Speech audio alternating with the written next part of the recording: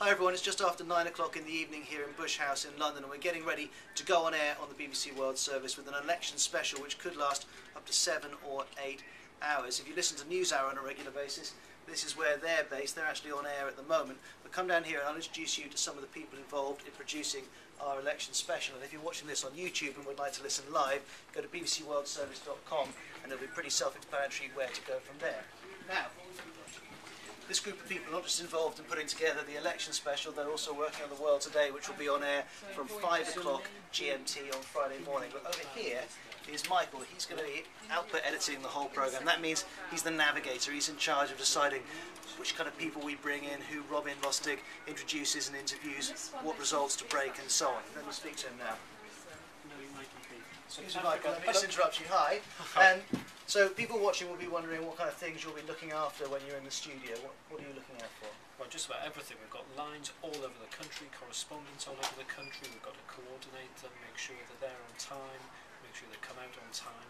We'll also be chasing politicians all over the country as well. We've got live feeds to every count in the country, so we're hoping to get the really kind of big names, people who may have just lost their seat will be very upset, people who are ecstatic, who just actually won their seats.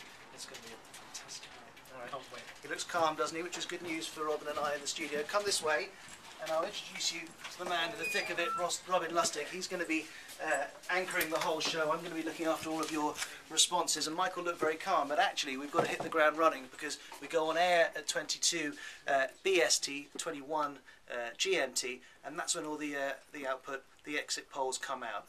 Here are the people in charge of keeping us on air. These are all the engineers. They're very busy. Not always big talkers though, so I'll leave them to it. Come on through into the studio. Here's Robin. Hi Robin. Roz, hi. How are you? Hi, fine. I'm just recording a video to put up on our blog. I'm going to be sitting here. Robin's going to be here for what, 7 hours, maybe 8. It's going to be a long night. Something like that.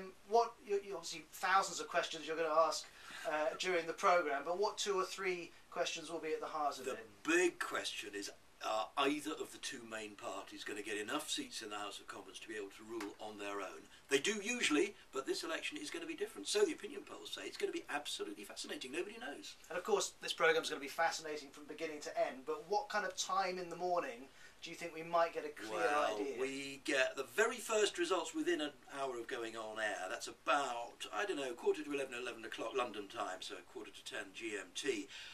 Bigger picture, 2, 3 in the morning, something like that. Maybe later if it's really close. We just don't know. Okay, so if you turn on the BBC World Service at 2 o'clock GMT in the morning, you're going to have a pretty good idea of who's going to be the next Prime Minister. That's the theory. If it's a hung Parliament, it could take days. Make sure you tune in. I'll speak to you in a few minutes.